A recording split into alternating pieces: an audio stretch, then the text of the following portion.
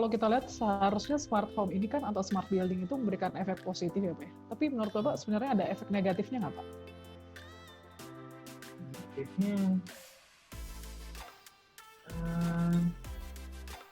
Negatifnya manusia jadi males.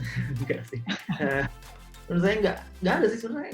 Saya nggak ada sisi positif. Kalau misalnya kita bisa saving energi, itu nggak ada negatifnya menurut saya.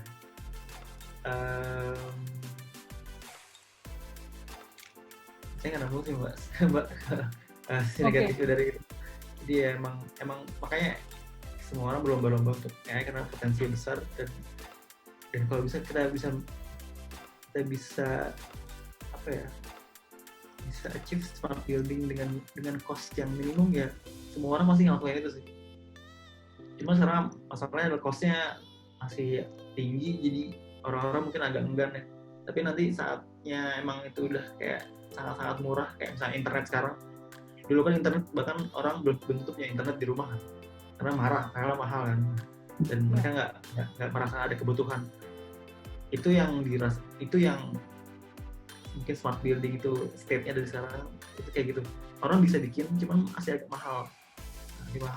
Nanti saat air udah makin mahal, listrik makin mahal, orang-orang udah yaudah implement AI aja supaya kita bisa ngurangin konsumsi air, konsumsi listrik di rumah gitu. Nanti ya, saya yakin ada kondisi, ada saatnya kita merasakan kondisi nanti saat air mungkin udah air bersih udah makin jarang, air makin mahal, listrik makin mahal kayak gitu. Ya semua orang bakal beralih ke smart building, green building. Oke. Bicara tentang regulasi ya Pak, kira-kira ada regulasi nggak sih sebenarnya dari mungkin di negara di luar negeri atau di Indonesia yang berkaitan dengan AI ini sebenarnya Pak? Regulasi ada sih, regulasi. Kalau sekarang bahkan di US itu, di Europe itu udah mulai privacy policy rules gitu. Jadi kayak misalkan kalau di Indonesia mungkin nggak peduli tentang privacy dan lain-lain ya, semua orang buka privasinya. Cuma kalau di Europe benar-benar sangat diprotect. Jadi untuk pasang facial recognition itu perlu izin gitu. Jadi nggak sekedar naruh kamera terus kita bisa naruh facial recognition system gitu. Nggak bisa kayak gitu. Jadi ada rulesnya, karena saat kita naruh facial recognition system di publik itu ibaratnya kayak mengganggu privasi orang. Jadi ya ada rulesnya untuk hal itu.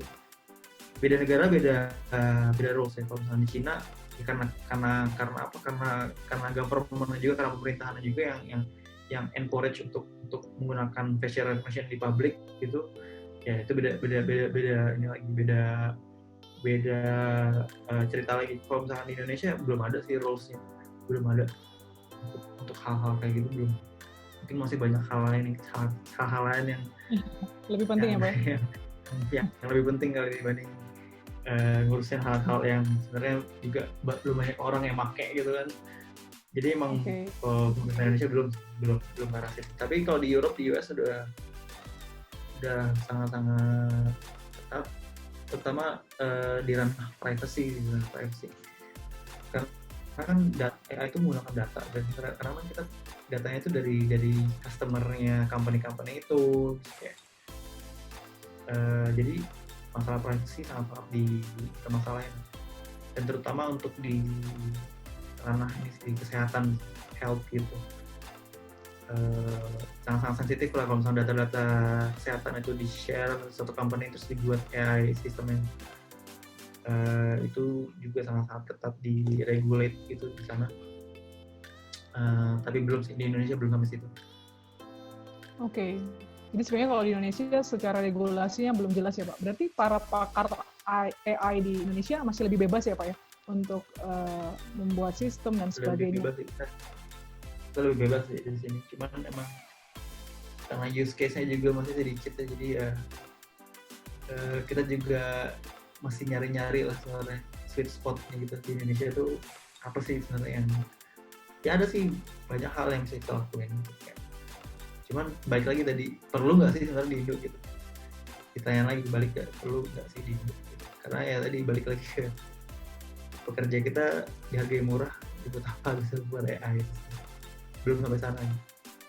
Kemungkinannya kebanyakan company belum kesana pikiran. terutama company-company besar yang masih konvensional belum sana. Tapi ada beberapa sih yang udah mulai tertarik, karena mereka ngelihatnya kan mungkin ke depan banget ya, maksudnya future. Mungkin sekarang nggak make sense, tapi 10 tahun, 15 tahun lagi mungkin mereka bisa sangat-sangat valuable karena mereka udah implement AI dari awal. Oke. Nah, kalau dari sisi smart home-nya sendiri, Pak, itu kan kalau nggak salah itu ada supplier-supplier atau prinsipal-prinsipal yang sekarang udah masuk Indonesia, terus mereka itu implementasi di konstruksi-konstruksi atau bangunan-bangunan. Nah, mungkin Pak Andika punya pengalaman, Pak, untuk explore apakah sebenarnya sistem yang mereka bawa itu hanya plug-plug dari luar negeri gitu ya, dimasukin ke Indonesia, atau sebenarnya ada pengembang spesifik untuk Indonesia untuk masalah building? Kalau smart building saya nggak tahu, saya nggak pernah sih. Karena saya juga kalau misalkan AI yang main itu aja sekarang, maksudnya saya tahu lah orang-orangnya biasanya main itu aja, dan dari mereka tahu saya belum ada sih yang udah ke smart building, green building gitu, belum. Jadi kemungkinan kalau misalnya ada company di Indonesia yang punya kayak produk-produk berhubungan sama smart building, biasanya itu beli dari luar sih harus kayaknya. Cuman saya benar-benar nggak ini sih, nggak, itu prediksi saya ya, maksudnya nggak tahu, mungkin mereka bisa sendiri juga atau apa. Dengan keterbatasan pengetahuan saya di situ, ya itu yang saya bisa omongin. Ya, tapi kira-kira dari pakar AI yang Bapak tahu ya Pak yang ada di Indonesia, apakah dari mereka ada yang memang kedepannya itu memang orientasinya, spesialisasinya ke arah smart building atau smart home, ada nggak Pak ya? Untuk membangun spesifik untuk kebutuhan Indonesia gitu? Kalau saya sih belum. Belum ada ya Pak ya? Mungkin ada yang kecil gitu, cuman belum ada satu company yang integrated bikin untuk suatu smart home, belum ada sih. Itu kesempatan sih kalau misalkan mau main di situ. Okay. Jadi benar-benar integrated buat provide smart home atau smart building. Belum ada yang integrated ya. Mungkin ada company-company yang provide kayak satu komponen, satu sistem. Berarti masih scattered gitu. Tapi untuk satu company yang integrate semuanya belum ada. Belum ya Pak ya? Belum ada. Bapak ada rencana Pak untuk mengembangkan? Saya di ranah lain sih, nggak di situ. Oke.